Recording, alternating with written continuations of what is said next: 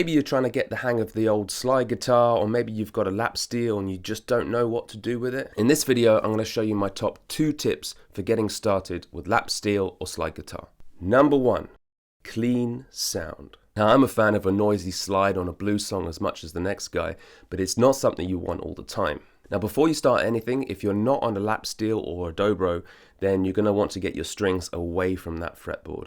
If you're on a lap steel or a dobro, you might use one of these slides or something that looks like this, and it's these fingers here that are going to dampen the string behind the slide. If you're on a bottleneck slide like this, then whichever finger you use, it's the fingers behind the slide that are going to be dampening that sound.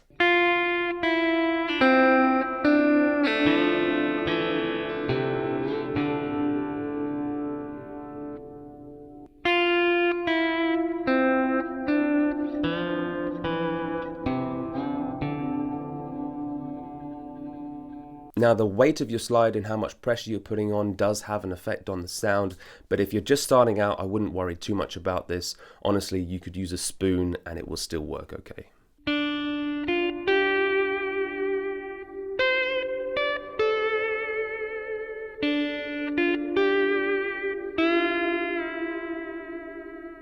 Number 2, controlled sound.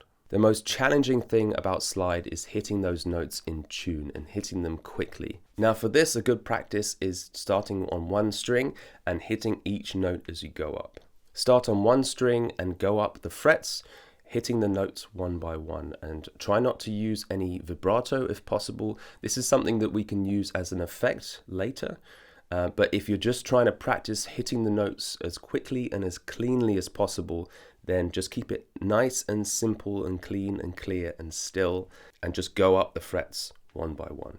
This is a great one to practice for hitting the notes, and it will give you way more control when getting that clean and clear sound.